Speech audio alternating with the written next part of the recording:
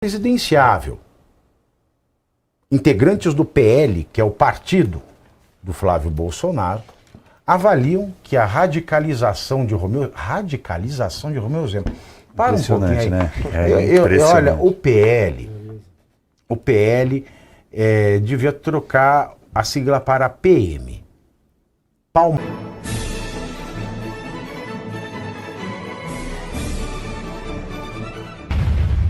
Presidenciável.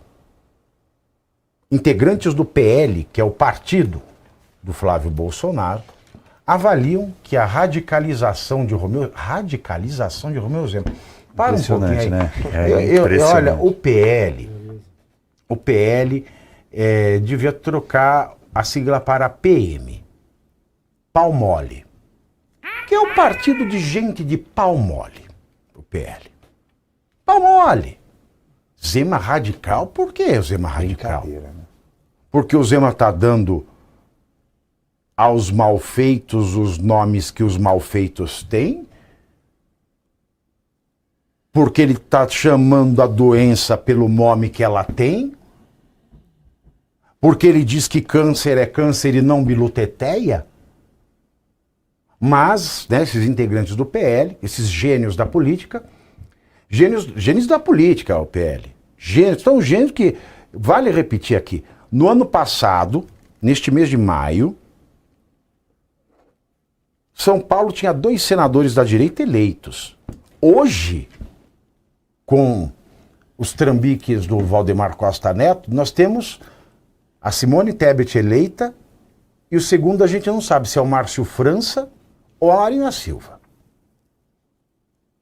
Então, essa avaliação do Zema radical vindo de um partido que não deveria falar nada, deveria agradecer e ficar quieto se não quer enfrentar o problema de frente. Aí muita gente fala, mas aí pro Zema é fácil. O Zema pode enfrentar o STF. Como é que pode? Todo homem público deve enfrentar aquele que malversa a coisa pública. Ah, mas o Flávio não pode. Não pode por quê? Então, se você vem com essa história de que o Flávio não pode, vocês estão piorando, vocês estão jogando contra a candidatura do Flávio. Porque se ele não pode, alguma coisa tem. Agora, o Zema, se ele está fazendo isso dentro do gozo da liberdade de expressão que um cidadão tem para com aqueles que administram todas as vertentes da coisa pública, e o judiciário, o poder judicante é uma delas, ele faz muito bem. Mas essa ala do PL diz que avaliam que essa radicalização do Romeu Zema, que passou a atacar, não é atacar, é falar o que é diretamente ministros do STF nas últimas semanas, enfraquece o nome do ex-governador mineiro para eventualmente ser vice de Flávio. Segundo o Estadão, o entendimento de parte dos dirigentes pau-mole do PL é de que Flávio já tem os votos da direita e precisa justamente atrair o eleitor de centro, que se assusta com os ataques ao STF. Faça-me o favor. Por falar em Flávio, pré-candidato, vai participar no próximo domingo, depois de amanhã, de um culto na Assembleia... Depois de amanhã, Alemão? Depois de amanhã, de um culto da Assembleia de Deus Vitória em Cristo no Rio de Janeiro, liderada pelo pastor Silas Malafaia. A presença do senador ocorre ao lado de nomes do PL, como o ex-governador Cláudio Castro, o deputado federal Sóstenes Cavalcante, o deputado estadual fluminense Douglas Ruas e o ex-prefeito do Rio, Marcelo Crivella, do Republicanos. O encontro simboliza a reaproximação entre Flávio e Malafaia, um dos principais articuladores do eleitorado evangélico alinhado à direita. Agora, se ele se aproxima do Malafaia, se ele tem problemas com essa palmolescência do pessoal do partido, o pior para a campanha do Flávio Bolsonaro é a família. Preterida na disputa presidencial em favor de Flávio Bolsonaro, a ex-primeira-dama Michele Bolsonaro voltou a criticar outro de seus enteados, o ex-vereador Carlos Bolsonaro. Na semana passada, Michele compartilhou uma postagem do senador Espiridião Amin, do PP, que é adversário de Carlos na disputa ao Senado por Santa Catarina neste ano.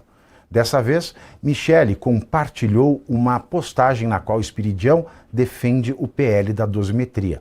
Foi a segunda vez em menos de um mês que Michele divulga Espiridião Amin, que concorrerá à reeleição, tendo 2 candidatos do PL como adversários.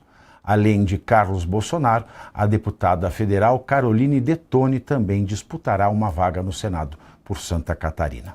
Michele, aliás, tem sido contrária à possível candidatura do deputado federal Mário Frias, do PL, ao Senado paulista. O favorito é o presidente da Assembleia Legislativa, André do Prado, que ninguém conhece, e corre por fora o vice-prefeito de São Paulo, Ricardo Melo Araújo. Segundo a Folha, a relação entre Mário Frias e Michele não é boa, principalmente depois que o deputado afirmou em abril de 2025 que, aspas, ladainha da inclusão deve ser eliminada da direita, fecho aspas. Michele, que tem a inclusão como bandeira, publicou um vídeo em repúdio a Frias, defendendo a acessibilidade. E Michele negou, em nota nas suas redes sociais, que tenha se manifestado contra a candidatura de Frias ao Senado.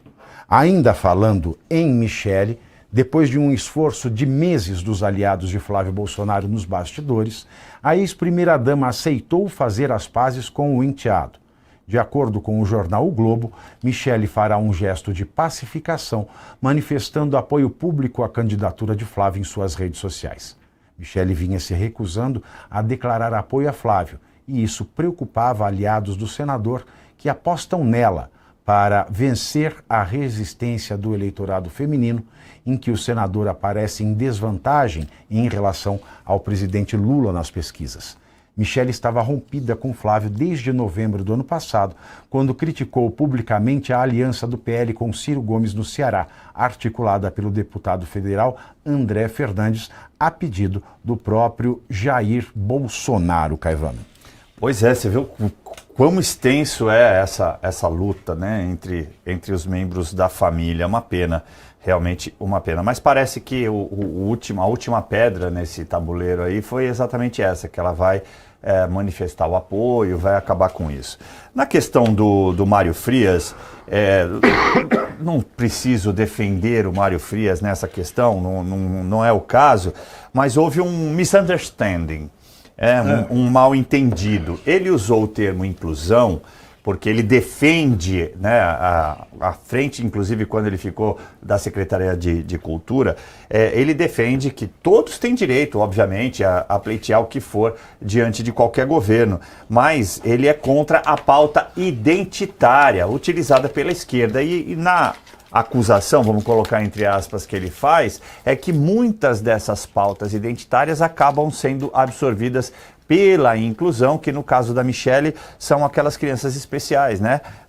Autistas e etc. Então, houve só um mal-entendido que gerou um ruído enorme, houve tentativa de apaziguamento, mas me parece que ambos os lados aí não conseguiram consertar. Mas eu rogo que em breve, né, rogo mesmo, torço, para que eles em breve consigam conversar e apurar aí essas arestas, porque é para o bem do país, não é para o bem de família A ou de família B, de nome A ou de nome B. E na ausência de Eduardo Bolsonaro, me parece que o nome do Mário Frias seria o automático, inclusive para o próprio Eduardo.